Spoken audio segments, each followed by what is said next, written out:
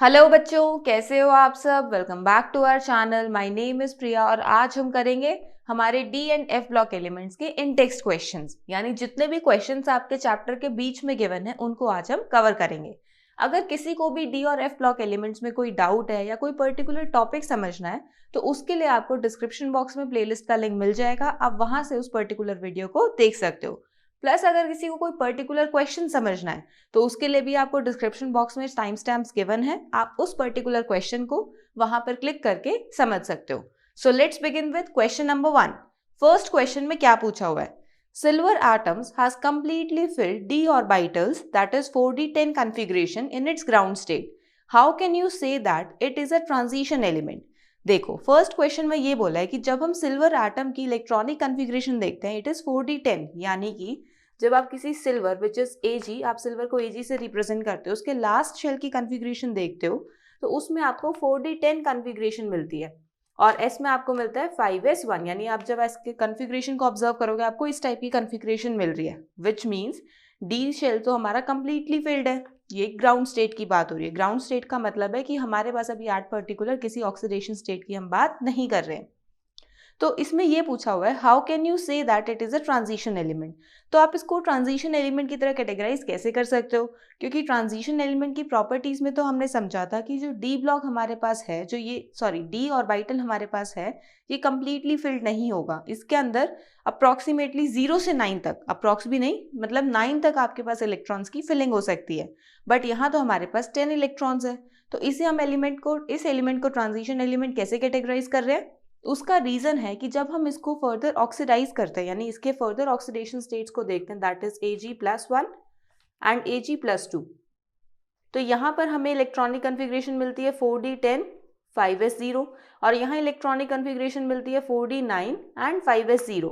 जैसे ही हम +2 स्टेट पर आते हैं हमारे पास d ऑर्बिटल में 9 इलेक्ट्रॉन्स आ जाते हैं, जिसका मतलब है कि अब हमारे पास जो हमारा d ऑर्बिटल है वो कंप्लीटली फिल्ड नहीं है, और अगर वो कंप्लीटली फिल्ड नहीं है तो ये हमारे ट्रांजिशन एलिमेंट से बिलोंग करता है।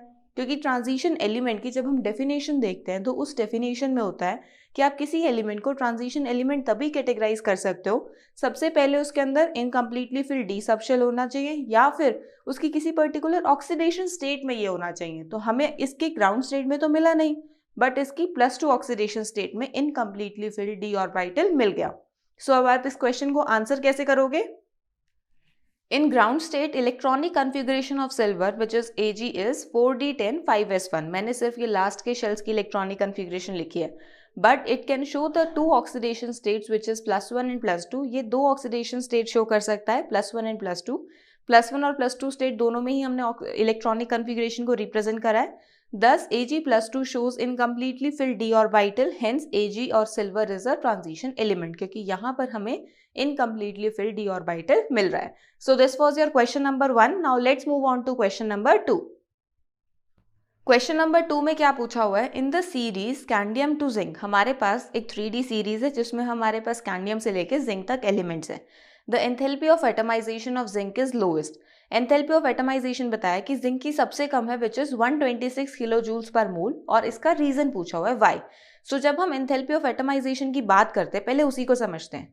एंथैल्पी ऑफ एटमाइजेशन क्या होता है? जब आप किसी एटम को, जो उसकी एलिमेंटल फॉर्म होती है, लेट्स से अगर हम जिंक की कंसिडर कर रहे हैं, वो अभी एट प्रेजेंट सॉलिड स्टेट में है, उसको जब आप गैशियस स्टेट में कन्वर्ट करते हो तो उस टाइम पर जो एनर्जी रिक्वायर्ड होती है उसे हम बोलते हैं enthalpy of atomisation.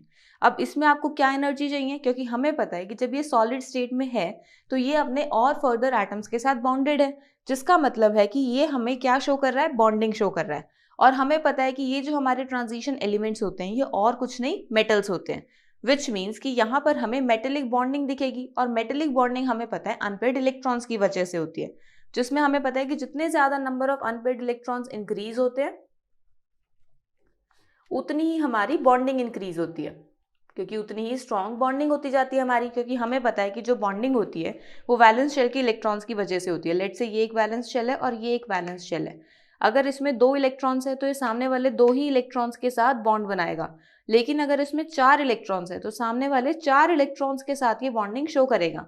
So number of unpaired electron increase होने की वजह से हमारी बॉन्डिंग बढ़ जाती है, जिसको ब्रेक करना थोड़ा डिफिकल्ट हो जाता है और उसको फर्दर गैसियस स्टेट में कन्वर्ट करना फिर डिफिकल्ट है, विच मीन्स कि जितने ज्यादा नंबर ऑफ अनपेयर्ड इलेक्ट्रॉन्स होंगे उतनी ही एंथैल्पी ऑफ एटमाइजेशन ज्यादा होगी। बट जब हम जिंक की बात करते हैं, जिंक में होता है एटॉमिक नंबर 30, जिसके अंदर उसकी इलेक्ट्रॉनिक कन्फिग्रेशन अगर हम रिप्रेजेंट करें it is 3d10 4s2, which means ये तो कंप्लीटली फिल्ड ऑर्बिटल्स हैं, डी सबशेल भी पूरा फिल है और एस सबशेल भी पूरा फिल्ड है। इसका मतलब है यहाँ तो कोई अनपेयर्ड इलेक्ट्रॉन ही नहीं है। अगर अनपेयर्ड इलेक्ट्रॉन नहीं है तो इसमें ऐसी बॉन्डिंग जो है वो काफी वीक होगी, जिसका मतलब है इसको ब्रेक करना काफी इजी है। इसके लिए एंथैल्पी ऑफ एटमाइजेशन काफी कम चाहिए। सो यही आपको यहाँ अपने क्वेश्चन में एक्सप्लेन करना है। सो अब इस क्वेश्चन को आप आंसर कैसे करोगे? Enthalpy of atomization is defined as the change in energy, or you can say energy required when 1 mole of an element is converted to its gaseous state by breaking its metallic bonds. Metallic bonds को break करना पड़ता है और metallic bonds होते किस वजह से हैं? Which is because of unpaired electron. That is, more the number of unpaired electrons, more the bonding, and more is the enthalpy of atomization. लेकिन हमें पता है कि जिंक की इलेक्ट्रॉनिक कन्फिग्रेशन क्या होती है? 4s2 3d10, which means it has no unpaired electrons, so have lowest enthalpy of atomization. बस यही आपको एक्सप्लेन करना था. So this was your question number 2. Now let's move on to question number 3. Question number 3 में क्या पूछा हुआ है? Which of the 3D series of transition metals exhibit the largest number of oxidation states and why? इसमें ये पूछा हुआ है कि आपके पास ट्रांजिशन मेटल्स की काफ़ी सारी सीरीज हैं, उसमें से 3D सीरीज को कंसिडर करा है, that is from scandium to zinc, atomic number 21 to 30. इसमें ये पूछा हुआ है इस सीरीज में से कौन सा जो मेटल है आपके पास वो largest number of oxidation state show करता है, यानी कि बहुत सारे आपके पास ऑक्सीडेशन स्टेट्स आती है उसमें और उसका रीजन देना है. सो जब हमने ऑक्सीडेशन स्टेट्स के बारे में स्टडी करा था तो उसमें हमने देखा था कि जितने ज़्यादा हमारे पास अनपेयर्ड इलेक्ट्रॉन्स होते हैं और यू कैन से जितने ज़्यादा डी इलेक्ट्रॉन्स होंगे उसमें उतनी ज़्यादा वेरिएबिलिटी बढ़ जाती है ऑक्सीडेशन स्टेट्स के लिए. सो जब हम वहाँ सीरीज को ऑब्जर्व कर रहे थे which is from the oxidation state table, जो अगेन आपकी स्क्रीन पर विजिबल होगा, उसमें आप क्लियरली देख पा रहे हो कि एक्सट्रीम पॉइंट्स पर आपको वेरिएबिलिटी कम मिल रही है, बिल्कुल सिंगल ऑक्सीडेशन स्टेट है स्कैंडियम और जिंक की. लेकिन जैसे जैसे आप अंदर की तरफ मूव कर रहे हो सीरीज के अंदर, आपके पास मिडिल पार्ट में जो ऑक्सीडेशन स्टेट्स की वेरिएबिलिटी है वो काफ़ी इंक्रीज हो जाती है, क्योंकि यहाँ पर आपके पास maximum number of unpaired electrons होते हैं. और सबसे ज़्यादा आपको जो ऑक्सीडेशन स्टेट है वो किस में ऑब्जर्व हो रही है? मैंगनीज में. वहाँ आपको +7 तक ऑक्सीडेशन स्टेट शो होती है and that is just because of that's electronic configuration. So आप इस क्वेश्चन को आंसर कैसे करोगे? Manganese, which is Mn, exhibits largest number of oxidation state from +1 to +7. इतनी वेरिएशन है इसकी ऑक्सीडेशन स्टेट में because of it's electronic configuration, और इसकी इलेक्ट्रॉनिक कन्फिग्रेशन है 4s2 3d7. सो यहाँ पर आपके पास maximum number of unpaired electrons है, बहुत सारे इलेक्ट्रॉन्स को रिमूव कर सकते हो. इस वजह से यहाँ पर क्या हो रहा है, आपके पास ऑक्सीडेशन स्टेट में बहुत ज़्यादा वेरिएशन मिल रही है आपको. So this was the question number 3. Now let's move on to question number 4. Question number 4 में क्या पूछा हुआ है? The E0 value for copper is positive, which is +0.34 volts. जब आप यहाँ पर स्टैंडर्ड इलेक्ट्रोड पोटेंशियल की वैल्यू देखते हो, कब देख रहे हो? मेटल +2 से मेटल की स्टेट में फॉर कॉपर आपको वहाँ एक पॉजिटिव वैल्यू मिलती है. What is possible reason for this? आपको इसके लिए एक रीजन देना है कि हमें सारे के सारे एलिमेंट्स की वैल्यू नेगेटिव में दिख रही है. हमने चैप्टर को स्टडी करते हुए देखा था, बट अकेला कॉपर एक ऐसा एलिमेंट था जो कि पॉजिटिव इलेक्ट्रोड पोटेंशियल की वैल्यू शो कर रहा है. सो इसका रीजन क्या है? सबसे पहले इस पॉजिटिव वैल्यू को समझते हैं. जब हम किसी E0 वैल्यू की बात कर रहे हैं तो उसका मतलब है हम इलेक्ट्रोकेमिकल सीरीज की बात कर रहे हैं, यानी स्टैंडर्ड इलेक्ट्रोड पोटेंशियल्स की बात कर रहे हैं. उसमें क्या था, हमारे पास बीच में था हाइड्रोजन, ऊपर कुछ एलिमेंट्स थे, नीचे कुछ एलिमेंट्स थे. हाइड्रोजन की वैल्यू थी 0 और हाइड्रोजन के ऊपर वाले एलिमेंट्स की वैल्यू पॉजिटिव में थी और नीचे वाले एलिमेंट्स की वैल्यू नेगेटिव में थी. और हमें पता है कि जो पॉजिटिव हैं वो ज़्यादा अच्छी रिडक्शन शो करते थे और नेगेटिव वाले ज़्यादा अच्छी ऑक्सीडेशन शो करते थे. इसका मतलब है कि जिस एलिमेंट की आपको पॉजिटिव इलेक्ट्रोड पोटेंशियल की वैल्यू मिलेगी वो एलिमेंट इजीली ऑक्सीडाइज नहीं होगा, क्योंकि वो तो अच्छे से रिडक्शन शो कर रहा है. विच मीन्स कि जब हम यहाँ पर कॉपर की +2 स्टेट को ऑब्जर्व करते हैं, क्योंकि जब आप यहाँ पर कॉपर +1 से कॉपर +2 में जाओगे उस टाइम पर जो आपके पास यहाँ पर टेंडेंसी होगी, आपको देखना पड़ेगा कि ये क्या ऑक्सीडाइज हो रहा है फर्दर, रिड्यूस हो रहा है फर्दर, वो चीज चेक करनी है यहाँ पर. इसका क्या मतलब है? सबसे पहले आप कॉपर +1 की ऑक्सीडेशन स्टेट देखो. कॉपर +1 आपके पास 3d9 4s0 कन्फिग्रेशन में होता है. 3d10 आपके पास कॉपर +1 की कन्फिग्रेशन होती है 3d10 4s0, क्योंकि कॉपर स्टेट में 4s1 होता है, एक इलेक्ट्रॉन रिमूव हो गया। जैसे अब आप इसे कॉपर +2 में कन्वर्ट करोगे, इसमें से आपको इलेक्ट्रॉन रिमूव करना पड़ेगा जो कि 3d9 स्टेट पे चला जाएगा। और जब हम 3d10 और 3d9 कन्फिग्रेशन को कंपेयर करते हैं, हमें पता है 3d10 is more stable as compared to 3d9 because of its fully filled state. तो इसका मतलब है कि ये ज़्यादा स्टेबल है, इसको इजीली इसमें कन्वर्ट नहीं होना, तो ये इजीली ऑक्सीडाइज नहीं होगा, क्योंकि इसमें कन्वर्ट होने के लिए इसे ऑक्सीडाइज होना पड़ेगा, इलेक्ट्रॉन रिमूव करना पड़ेगा, जो कि एक डिफिकल्ट प्रोसेस है फॉर कॉपर +1। तो इसका मतलब है कि जब हम यहाँ पर कॉपर +2 स्टेट तक जा रहे हैं तो वहाँ पर इसको ऑक्सीडाइज करना बहुत डिफिकल्ट है। तो इस वजह से हमें इसे सामने से एनर्जी देनी पड़ती है ताकि ये ऑक्सीडाइज हो जाए, और इसी वजह से हमें यहाँ पर E0 वैल्यू पॉजिटिव मिलती है, क्योंकि हमें क्या करना पड़ रहा है, यहाँ पर सामने से अपनी तरफ से एनर्जी देनी पड़ रही है इसको ऑक्सीडाइज करने के लिए, और यही इसका रीज़न है। इसमें कुछ और भी फैक्टर्स होते हैं जिसको हम बोलते हैं एंथैल्पी ऑफ एटमाइजेशन और हाइड्रेशन, उन पर भी आपकी E0 की वैल्यू डिपेंड करती है। उन पर कैसे डिपेंड करती है कि अगर आपकी एंथैल्पी ऑफ एटमाइजेशन ज़्यादा होगी और एंथैल्पी ऑफ हाइड्रेशन कम होगी तो आपकी E0 की वैल्यू पॉजिटिव आएगी, और इसी के ऑपोजिट होगी आपके पास केसेस तो उसमें E0 की वैल्यू नेगेटिव आएगी। तो इसका मतलब है कि कॉपर के केस में आपके पास एंथैल्पी ऑफ एटमाइजेशन भी काफ़ी ज़्यादा है और हाइड्रेशन काफ़ी कम है। एंथैल्पी ऑफ एटमाइजेशन क्या होती है, आपको एलिमेंट को गैसियस स्टेट में कन्वर्ट करना होता है by breaking its metallic bonds, और हाइड्रेशन क्या होता है, जब वो अपनी एक्वस स्टेट में होता है उस टाइम पर वो जितने भी वाटर मॉलिक्यूल से सराउंडेड होता है उसे हम बोलते हैं एंथैल्पी ऑफ हाइड्रेशन। तो बस आपको ये दोनों भी ऑब्जर्व करने हैं for observing the value for standard electrode potential. So आप इस क्वेश्चन को आंसर कैसे करोगे, positive value of E0 means the element act as a good oxidising agent, क्योंकि हमें पता है कि ये अच्छे से ऑक्सीडाइज नहीं हो पा रहा, क्योंकि इसके अंदर हमें स्टेबिलिटी के अंदर इशू आ रहा है, तो ये इजीली रिड्यूस हो रहा है, which means copper can undergo reduction easily or it is difficult to remove electron from copper in its +1 state। जैसे यहाँ पर आप देख रहे हो कॉपर 4s1 3d10 कन्फिग्रेशन होती है, अगर हम कॉपर +1 देख रहे हैं तो ये 4s0 3d10 कन्फिग्रेशन है, लेकिन जब आप इसको कॉपर +2 में कन्वर्ट कर रहे हो यहाँ आ रहा है आपका 4s0 3d9 configuration, which means it is difficult to remove electron from copper +1।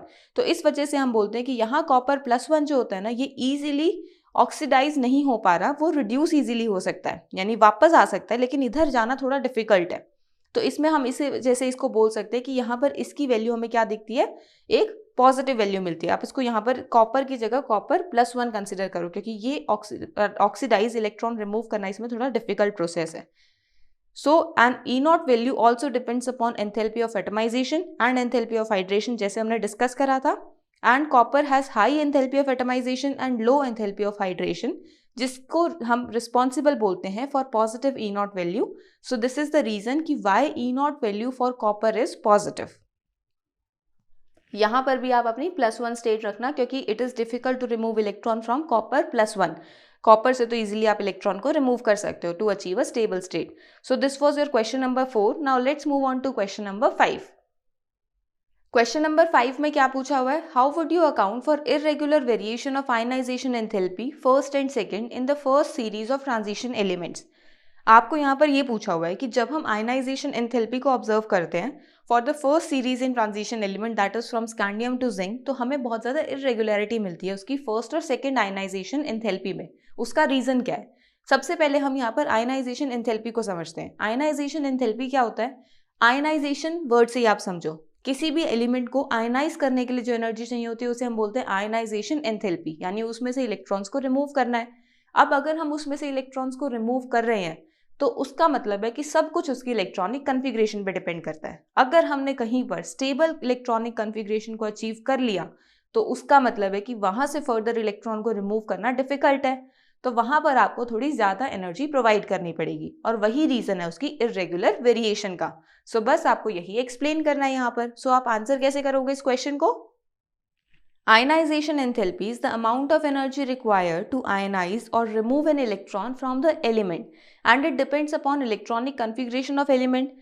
The irregular variation of ionization enthalpy can be attributed to the extra stability of configuration, क्योंकि हमने देखा था जब configuration हम observe करते हैं हमें कुछ stable configurations मिलते हैं such as D0, D5, D10, क्योंकि ये आपके पास unoccupied है, stable है, ये आपके पास half filled है और ये आपके पास fully filled है, यानी कि ये तीनों के तीनों states हमारी stable states हैं। Since these states are exceptionally stable, their ionization enthalpies are very high। ये स्टेट्स बहुत ज़्यादा स्टेबल है, इस वजह से हम बोलते हैं कि इनकी आयनाइजेशन एंथैल्पी भी काफ़ी ज़्यादा मिलेगी. So this is the reason why we observe irregular variation of ionization enthalpy in the first series of transition elements. बल्कि फर्स्ट भी नहीं, आप किसी भी सीरीज में इसी रीजन की वजह से आपको वेरिएशन ऑब्जर्व होती है. सो ये जनरली आप सारी सीरीज के लिए आंसर कर सकते हो. So this was your question number 5. Now let's move on to question number 6. Question number 6 में क्या पूछा हुआ है? Why is the highest oxidation state of metal exhibited in its oxide or fluoride only? यहाँ पर ये पूछा हुआ है कि जब हम मेटल के कंपाउंड्स को ऑब्जर्व करते हैं तो उसके ऑक्साइड्स और फ्लोराइड्स के केस में ही आपको हायर ऑक्सीडेशन स्टेट्स मिलती है. बाकी अगर आप उनके फर्दर कंपाउंड्स देखते हो तो उसमें आपको as such oxidation state higher नहीं मिलती. और वो तो हमने हेलोजन के केस में ऑब्जर्व भी किया था जब हमने हेलोजन की टेबल को देखा था एनसीईआरटी में, जो आपको फिर से आपकी स्क्रीन पर विजिबल होगी. उसमें क्या था कि जब हम यहाँ पर ऑब्जर्व कर रहे हैं जितने भी आपके एलिमेंट्स हैं वो फ्लोरीन के साथ बॉन्ड करके एक हायर स्टेट शो कर रहे हैं. लोअर एलिमेंट्स की तरफ, जब लोअर स्टेट्स की तरफ जा रहे हैं वहां पर तो हमें फिर भी फर्दर और बाकी हेलोजन्स दिख रहे हैं, जैसे क्लोरीन आ गया, ब्रोमीन आ गया, आयोडीन आ गया.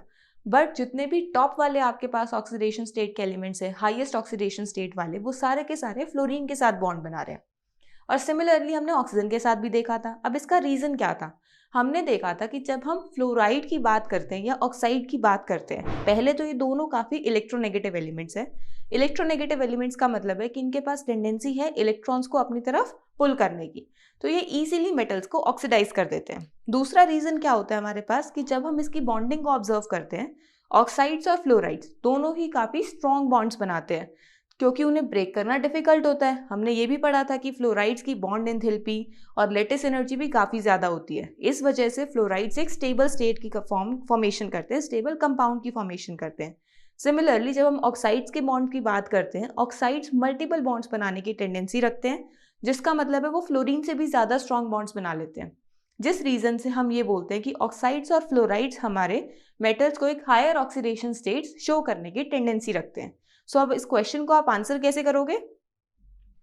Metals maximum oxidation state can be found if it's bind with oxygen and fluorine because both are electronegative in nature. ये हम ऑलरेडी स्टडी कर चुके हैं. And due to this they have a tendency to attract share pair of electron towards itself, जो कि metals को oxidise करने में थोड़ा सा ईजियर कर देगा उनके प्रोसेस को. Fluorine bind strongly with the metal so have higher bond enthalpy, plus इसकी लेटिस एनर्जी भी काफ़ी स्ट्रांग होती है, वो भी आप इसमें ऐड कर सकते हो. And oxygen forms multiple bonds with metal. Due to these properties, they may oxidize the metals to its greatest oxidation state. In properties की वजह से ये जो हमारे पास ऑक्सीजन और फ्लोरीन है, ये आयंस हमारे ऑक्साइड्स एंड फ्लोराइड्स, ऑक्सीजन के आयंस को हम ऑक्साइड बोलते हैं और फ्लोरीन के आयंस को हम फ्लोराइड बोलते हैं. ये जो आयनिक स्टेट्स है हमारे पास, ये मेटल्स को ऑक्सीडाइज कर सकते हैं. इस वजह से हमें इनके कंपाउंड्स हायर ऑक्सीडेशन स्टेट में ऑब्जर्व होते हैं. So this was your question number 6. Now let's move on to question number 7. Question number 7 में क्या पूछा हुआ है? Which is a stronger reducing agent, chromium +2 और iron +2 and why? यहाँ पर आपको दो एलिमेंट्स गिवन है उनकी आयनिक फॉर्म में और दोनों ही उनकी +2 स्टेट में आपको गिवन है और आपसे ये पूछा हुआ है कि दोनों में से कौन सा ज़्यादा स्ट्रॉन्ग रिड्यूसिंग एजेंट होगा. सो उसके लिए सबसे पहले हम रिड्यूसिंग एजेंट को समझते हैं. सो रिड्यूसिंग एजेंट क्या होता है? The tendency to lose electron और to undergo oxidation easily. Reducing agent वो एजेंट होता है जिसके पास इलेक्ट्रॉन को लूज करने की टेंडेंसी काफ़ी अच्छी होती है या फिर ऑक्सीडाइज होने की टेंडेंसी काफ़ी अच्छी होती है, क्योंकि जब वो खुद ऑक्सीडाइज होगा तभी तो सामने वाले को रिड्यूस करेगा और रिड्यूसिंग एजेंट की तरह वर्क करेगा. जिसका मतलब है कि it depends upon number of maximum electrons it can be remove from element. इसका मतलब है कि आप एलिमेंट में से कितने मैक्सिमम नंबर ऑफ इलेक्ट्रॉन्स को रिमूव कर सकते हो, वो डिसाइड करता है उसकी रिड्यूसिंग स्ट्रेंथ को. सो दिस मीन्स कि हमें यहाँ पर क्रोमियम +2 और आयरन +2 की ये टेंडेंसी देखनी है किस एलिमेंट के पास ज़्यादा जल्दी ऑक्सीडाइज होने की टेंडेंसी है ताकि वो उतना ही बेटर रिड्यूसिंग एजेंट की तरह वर्क करे. सो उसके लिए हमें इनकी इलेक्ट्रॉनिक कन्फिग्रेशन को ऑब्जर्व करना पड़ेगा. सो जब आप क्रोमियम +2 की कन्फिग्रेशन देखते हो, it is 4s0 3d4 and iron +2 की configuration is 4s0 3d6.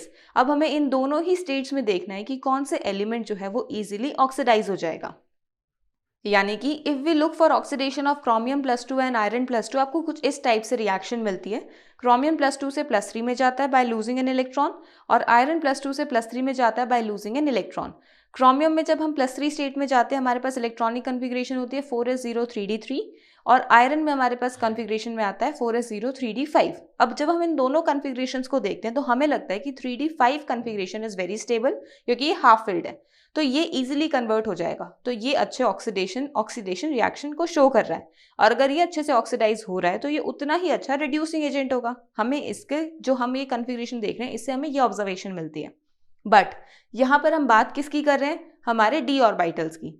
D orbitals के पास एक स्पेशल टेंडेंसी होती है, और वो स्पेशल टेंडेंसी क्या होती है, स्प्लिटिंग की। वो हम ऑलरेडी स्टडी कर चुके हैं चैप्टर के अंदर जब हमने स्प्लिटिंग ऑब्जर्व करी थी।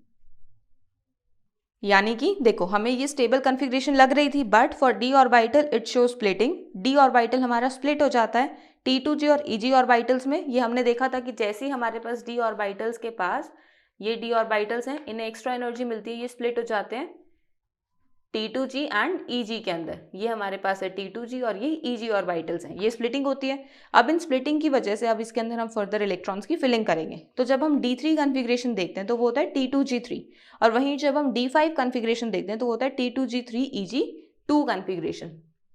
और जब हम इन दोनों कॉन्फ़िगरेशंस को ऑब्जर्व करते हैं तो हमें ये पता लगता है कि T2G3 configuration is more stable then T2G3 and EG2 configuration. अब इसका रीज़न क्या है और यहाँ पर ये स्प्लिटिंग क्यों हो रही है, ये सब क्वेश्चंस का आंसर हमें कोऑर्डिनेशन केमिस्ट्री में मिलेगा, जो हमारा नेक्स्ट चैप्टर है। आपको उसके अंदर ये स्प्लिटिंग और इसकी स्टेबिलिटी के बारे में क्लियर इन्फॉर्मेशन हो जाएगी। तो अभी आप बस इतना ध्यान रखना कि हमारी D3 कॉन्फ़िगरेशन ज़्यादा स्टेबल होती है एज़ कम्पेयर टू D5 जब हम उसकी स्प्लिटिंग को कंसिडर करते हैं। और इसी वजह से हम बोलते हैं कि D3 ज़्यादा स्टेबल होने की वजह से क्रोमियम+2 क्रोमियम+3 में ईजिली कन्वर्ट हो जाता है, वो अच्छे से ऑक्सीडाइज हो जाता है, और क्रोमियम+2 एक गुड रिड्यूसिंग एजेंट की तरह एक्ट करता है। So D3 is more stable than D5 configuration, hence it is easy for chromium+2 to undergo oxidation and act as good reducing agent. So इस तरीके से आपको इस क्वेश्चन को आंसर करना है। प्लस अगर आपको यहाँ पर ऑक्सीडेशन स्टेट इस तरीके से समझ में नहीं आ रही है, आप इस क्वेश्चन को E0 वैल्यू पर भी डिसाइड करके बता सकते हो। E0 वैल्यूज को जब हम यहाँ पर कंपेयर करते हैं, सो इस वाले मेथड के लिए यानी यहाँ से इस कन्वर्शन में जब आप ऑब्जर्व करते हो E0 वैल्यू को, वो एक नेगेटिव वैल्यू आती है, और आयरन के केस में आपको एक पॉजिटिव वैल्यू मिलती है। और हमें पता है कि जितनी ज़्यादा नेगेटिव वैल्यू उतना ही better reducing agent. So chromium के केस में नेगेटिव वैल्यू मिल रही है, so chromium is a good reducing agent, chromium in +2 स्टेट। सो आप यहाँ से इस तरीके से भी इस क्वेश्चन को आंसर कर सकते हो, बट उसकी एक्सप्लेनेशन थोड़ी छोटी होती है, तो वो थोड़े शॉर्टर नंबर मार्क्स के लिए आप उसको एक्सप्लेन कर सकते हो। बाकी अगर आप दोनों ही एक्सप्लेनेशंस दो तो आपको यहाँ पर एक्स्ट्रा पॉइंट्स मिल सकते हैं। So this was your question number 7. Now let's move on to question number 8. Question number 8 में क्या पूछा हुआ है, Calculate the spin only magnetic moment of M2+ ions, जिसमें atomic number आपको 27 गिवन है। Spin only magnetic movement calculate करने के लिए हमारे पास फॉर्मूला क्या था, mu is equals to √n×n+2, जिसमें आपके पास n क्या है, नंबर ऑफ अनपेड इलेक्ट्रॉन, जो आपको कैसे पता लगेगा, इसकी इलेक्ट्रॉनिक कॉन्फ़िगरेशन से। यानी इस क्वेश्चन को सॉल्व करने के लिए सबसे पहले आपको इसकी इलेक्ट्रॉनिक कॉन्फ़िगरेशन देखनी होगी। सो जब हम 27 एटॉमिक नंबर की इलेक्ट्रॉनिक कॉन्फ़िगरेशन देखते हैं, it is argon 4s2 3d7 configuration, और हमें पता है कि यहाँ पर हमें +2 आयंस बनाने हैं, तो विच मीन्स 2 इलेक्ट्रॉन्स को रिमूव करना पड़ेगा। तो यहाँ हम 4s में से 2 इलेक्ट्रॉन्स को रिमूव करेंगे, और इससे हमारे पास इलेक्ट्रॉनिक कॉन्फ़िगरेशन आती है आर्गन 4s0 3d7, जिसको जब हम d ऑर्बिटल में रिप्रेजेंट करते हैं तो कुछ इस तरीके से रिप्रेजेंटेशन होती है 1 2 3 4 5 6 एंड 7। ये हम इस तरीके से इलेक्ट्रॉन्स की फिलिंग करते हैं, जिससे हमें क्या पता लगता है कि 3 इलेक्ट्रॉन्स जो है वो अनपेयर्ड है। So number of unpaired electrons कितने हो गए, 3। इसका मतलब है कि n की वैल्यू कितनी आ गई आपकी, 3। तो बस आपको उस वैल्यू को इस फॉर्मूला में यूज करना है और म्यू की वैल्यू कैलकुलेट करनी है। सो n की वैल्यू 3, फॉर्मूला हमारे पास ये है, इस फॉर्मूला में हमें n की वैल्यू 3 यूज़ करनी है। सो जैसे ही आप इसमें यूज़ करोगे आपके पास म्यू की वैल्यू आएगी √15, which is equal to 3.87 Bohr magneton. So spin only magnetic movement for metal +2 ions which has atomic number 27 is 3.87 Bohr magneton. तो आपको इस तरीके से यहाँ पर मैग्नेटिक मूवमेंट आप इजीली कैलकुलेट कर सकते हो। So this was your question number 8। Now let's move on to question number 9। Question number 9 में क्या पूछा हुआ है, explain why copper +1 ion is not stable in aqueous solutions. आपको क्वेश्चन में पूछा हुआ है कि जब हम कॉपर के एक्वस सॉल्यूशंस को कंसिडर करते हैं तो उसमें कॉपर +1 जो आयंस होते हैं ना वो स्टेबल नहीं होते, लेकिन अगर हम इसकी इलेक्ट्रॉनिक कॉन्फ़िगरेशन देखें तो उसमें कॉपर +1 क्या होता है, 4s0 3d10, और वहीं कॉपर +2 क्या होता है, 4 is 0, 3D 9, जिसका मतलब है कि ये ज़्यादा स्टेबल है। बट वहीं अगर हम इसकी एक्वा स्टेट कंसिडर करें तो हमारा कॉपर +1 स्टेबल नहीं होता। उसका रीज़न आपको बताना है। सो जब हमने कॉपर के केस को स्टडी करा था, हमने देखा था कि कॉपर +1 जो है, अगर वो एक्वस कंडीशंस में होगा तो वो डिस्प्रपोर्शनेट कर जाता है कॉपर +2 में और कॉपर में, जिसका मतलब है कि कॉपर +2 ज़्यादा स्टेबल हो जाता है एक्वस मीडियम में, क्योंकि वो कॉपर +1 से बन रहा है। तो अब ये कन्वर्शन हो क्यों रही है, उसका आपको रीज़न देना है। सो उसका रीज़न सबसे पहले ये होता है कि जब हम ऑब्जर्व करते हैं तो यहाँ 2 टाइप की रिएक्शंस होती हैं। एक में कॉपर +1 कॉपर में कन्वर्ट होता है, और इस कन्वर्शन के टाइम पे हम इलेक्ट्रॉन को गेन करते हैं, तो यहाँ इलेक्ट्रॉन गेन करा जाता है। वहीं जब हम कॉपर +1 से कॉपर +2 में जाते हैं तो यहाँ इलेक्ट्रॉन लूज करा जाता है। सो इलेक्ट्रॉन को लूज करने के लिए हमें किसी ना किसी एनर्जी की रिक्वायरमेंट है, और वो एनर्जी हमें कहाँ से मिलेगी, इस रिएक्शन से, क्योंकि इलेक्ट्रॉन गेन करने के टाइम पे कुछ ना कुछ एनर्जी रिलीज होती है। अब यहाँ पर एनर्जी आपकी क्या हुई, रिलीज हुई। प्लस साथ में जब हम यहाँ कॉपर +1 की हाइड्रेशन एनर्जी को कंसिडर करते हैं, सो उसकी वैल्यू भी आपको काफ़ी हाई मिलती है, जिससे आप ये बोल सकते हो कि यहाँ पर हमारे पास 2 टाइप की एनर्जीज हो जाती हैं। एक हो जाती है हाइड्रेशन एनर्जी, और दूसरी हो जाती है आपकी ये इलेक्ट्रॉन गेन से एनर्जी जो रिलीज हुई है। सो ये दोनों एनर्जीज जब कंबाइन होती हैं तो ये इस आयनाइजेशन एंथैल्पी को कंपेंसेट कर जाती हैं, ओवरकम कर जाती हैं, और कॉपर +1 के पास इतनी टेंडेंसी हो जाती है कि वो फर्दर एक और इलेक्ट्रॉन को रिमूव करके कॉपर +2 स्टेट में चला जाता है। इस वजह से हम बोलते हैं कि copper +1 is less stable in its aqueous solution, while copper +2 is more stable in its aqueous state. So इसी तरीके से आपको इस क्वेश्चन को आंसर करना है। So, in aqueous medium, copper +2 is more stable than copper +1. This is because although energy is required to remove electron from copper +1 to copper +2, but high hydration energy of copper +2 compensates for it. Therefore, copper +1 ion in aqueous solution is unstable. Copper +1 ion जो है unstable है, and it disproportionates to give copper +2 and copper. तो इस वजह से हमें यहाँ पर copper +1 से disproportionation reaction मिलती है। यहाँ पर आप हाई हाइड्रेशन एनर्जी के साथ साथ इलेक्ट्रॉन गेन के वजह से जो एनर्जी रिलीज होती है वो भी बता सकते हो कि दोनों एनर्जीज जब मिल जाती हैं तो वो इस आयनाइजेशन एंथैल्पी को ओवरकम कर जाती है, कंपेंसेट कर जाती है, और इजीली ये कॉपर +1 जो इलेक्ट्रॉन को लूज कर देता है और कॉपर +2 में कन्वर्ट हो जाता है। So this was your question number 9। Now let's move on to question number 10। Question number 10 में क्या पूछा हुआ है, actinoid contraction is greater from element to element than lanthanoid contraction, why. इसमें ये पूछा हुआ है कि जब हम यहाँ पर एक्टिनॉइड्स और लेंथेनॉइड कॉन्ट्रैक्शंस की बात करते हैं तो एक्टिनॉइड कॉन्ट्रैक्शन ज़्यादा होते हैं as compared to lanthanoid contraction. उसका रीज़न क्या है, देखो जब हम एक्टिनॉइड कॉन्ट्रैक्शन की बात कर रहे हैं, विच मीन्स हम एक्टिनॉइड्स की बात कर रहे हैं, और एक्टिनॉइड्स में क्या होता है 5f ऑर्बिटल्स आते हैं, और वहीं जब हम लेंथेनॉइड्स की बात करते हैं वहाँ पर 4f ऑर्बिटल्स आते हैं। और एक्टिनॉइड्स और लेंथेनॉइड्स को डिस्कस करते हुए हमने ये डिस्कस करा था कि 5f ऑर्बिटल्स जो हैं थोड़े आउटर सरफेस की तरफ होते हैं और 4f थोड़े अंदर की तरफ होते हैं। तो 5f की जो शील्डिंग होती है वो और भी ज़्यादा पुअर होती है as compared to 4f। 5f की शील्डिंग और भी ज़्यादा पुअर होती है व्हेन कंपेयर टू 4f, क्योंकि ये थोड़े से आउटर साइड पर होते हैं और ये थोड़े से इनर साइड पर होते हैं। सो इसकी वजह से क्या होता है, न्यूक्लियस का जो पॉजिटिव इफेक्ट है, यानी न्यूक्लियस का जो इफेक्टिव न्यूक्लियर चार्ज है वो आउटर मोस्ट इलेक्ट्रॉन्स तक ईजिली आपके पास पहुंच जाता है। मतलब थोड़ी सी डिफिकल्टी तो आती है बट वो पहुंच जाता है। लेकिन जब हम यहाँ पर बात करते हैं, इसका जो इफेक्टिव न्यूक्लियर चार्ज है आउटर मोस्ट इलेक्ट्रॉन तक थोड़ा सा कम जाता है, क्योंकि इसकी शील्डिंग थोड़ी सी ज़्यादा है एज कम्पेयर टू 5f। तो इस वजह से हमें क्या लगता है कि यहाँ पर जब हम इसकी शील्डिंग को कंपेयर करते हैं तो हमें ये पता लगता है कि एक्टिनॉइड्स के अंदर ज़्यादा कॉन्ट्रैक्शन होती है एज कम्पेयर टू लेंथेनॉइड्स। बस आपको यहाँ पर वही आंसर करना है।